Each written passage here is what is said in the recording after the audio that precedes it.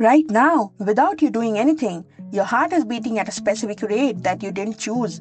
Your pupils are adjusted to exactly the right size for the light in this room. Your digestive system is processing your last meal. Your blood pressure is being regulated constantly to keep you alive. You didn't decide any of that. You didn't think about any of that. You couldn't stop any of that, even if you tried.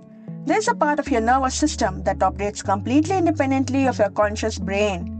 It runs in the background every second of your life, controlling the functions that keep you alive without ever asking for your permission. It's called the autonomic nervous system, and most people have no idea it exists. In the last video, we talked about how your spinal cord makes decisions before your brain even knows what's happening. That was the first clue. But today we are going deeper into the system that never rests, never sleeps, and never stops running, even when you do. Think of everything we covered last time as the government your body shows you. This, the autonomic nervous system, is the shadow government running underneath it. By the end of this video, 3 things are going to land for you. 1. You will understand exactly what the autonomic nervous system is, how it is structured, and why your body even needs it. 2. You will understand the 2 modes it operates in, fight or flight, and rest and digest, and what exactly happens inside your body during each one. 3. You will understand why the system sometimes works against you, why modern stress is hijacking a system built for emergencies, and what that does to your body over time. Let's go. Last video we talked about the central nervous system, brain and spinal cord, and the somatic nervous system, the nerves that carry signals to your muscles so you can move voluntarily. The autonomic nervous system is the third division, and it's different from both in one critical way. It doesn't wait for you. Every other part of your nervous system requires some level of conscious or reflex involvement. The autonomic system operates entirely below the level of consciousness. You don't feel it working, you don't sense it making adjustments. It just does. Here's a list of what the autonomic nervous system controls right now as you watch this. Heart rate, blood pressure, breathing rate, digestion, pupil size, saliva production, sweating, body temperature, bladder control, sexual response, liver function, kidney filtration. Every single one of those happening constantly without a single conscious thought from you. This is not a minor background process. This is the majority of what your body does every day, and you are completely unaware of almost all of it. Now here's where it gets structured. The autonomic nervous system has 2 divisions that work in opposition to each other, like 2 sides of a switch. They are never both fully on at the same time. One is called the sympathetic nervous system. This is your emergency mode, fight or flight.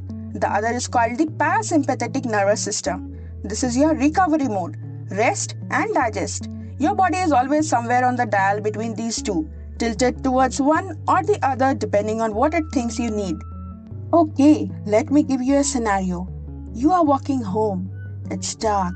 You hear footsteps behind you, getting closer, getting faster.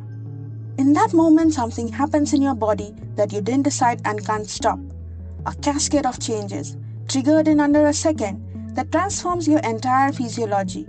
Your body is preparing for something, it's just not consulting you about it. Here's exactly what the sympathetic nervous system does when it activates. First, your adrenal gland sitting on top of your kidneys release a hormone called adrenaline. This is a signal that sets everything else in motion. Your heart rate increases, pumping blood faster to your muscles. Your breathing rate increases, getting more oxygen into your blood. Your pupils dilate, widening to take in more light and improve vision. Your muscles tense, ready to move at maximum speed. Your digestive system slows, because digesting lunch is not a priority right now. Your saliva production drops. That's why your mouth goes dry when you're scared. Your skin sweats to cool the body in anticipation of physical exertion. And your liver releases glucose into the bloodstream, instant energy for muscles. All of that in under 2 seconds, without you making a single decision. Quick one, pause if you want to think. You are about to give a presentation in front of your class. Your mouth goes dry, your heart is pounding, your palms are sweating. Which nervous system is active right now? Sympathetic, fight or flight, triggered not by a physical threat, but by a social one. Your body cannot tell the difference between a tiger chasing you and a room full of people watching you. The response is identical. And that single fact that your body treats a presentation like a predator explains more about modern stress than almost anything else in biology. Now the other side. The presentation is over. The footstep behind you turn out to be someone walking to their house. The threat, real or imagined, passes. The parasympathetic nervous system activates, and it does the exact opposite of everything we just described.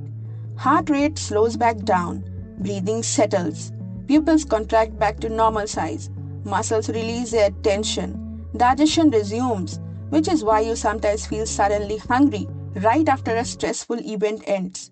Saliva returns, your mouth stops feeling like sandpaper. The body is extraordinarily good at this recovery.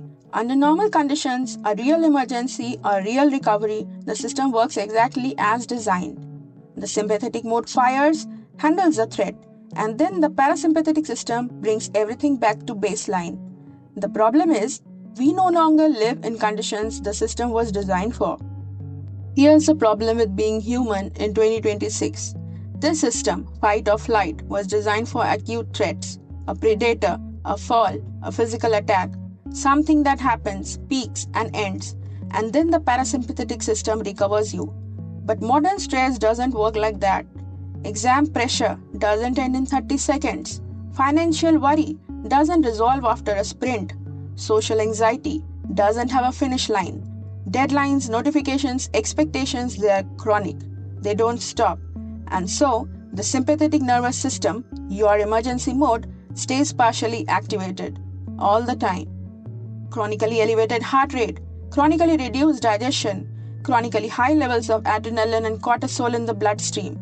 The body in a state of permanent low-grade emergency, burning through resources it was designed to use only in short bursts. That is what chronic stress does, biologically, physically, to your body's actual systems. The shadow government we talked about at the start, it's still running. But when the emergency never ends, the shadow government never stands down. And that's when it stops protecting you and starts damaging you. This is why doctors measure heart rate variability, not just heart rate, when they are assessing stress-related illness. High heart rate variability means your autonomic system is flexible, switching smoothly between sympathetic and parasympathetic as needed. Low heart rate variability means it's stuck, and that's an early warning sign for cardiovascular disease, anxiety disorders, and immune dysfunction. Techniques like deep breathing, meditation, and even cold water on the face, they work precisely because they manually activate the parasympathetic nervous system. You are essentially reaching in and flipping the switch from emergency mode back to recovery mode. But here's the piece we still haven't covered. All of this, the nervous system, the autonomic system, fight or flight, it's fast. Electrical signals, milliseconds, immediate responses. There is a second control system in your body that works completely differently. Slower, deeper, more permanent. It uses chemicals instead of electrical signals, and it controls things the nervous system can't. Growth, reproduction, mood, metabolism, and the entire experience of adolescence. It is called the endocrine system, and it is the reason you are the way you are, in ways you probably don't realize yet. That's the next video. Stay curious.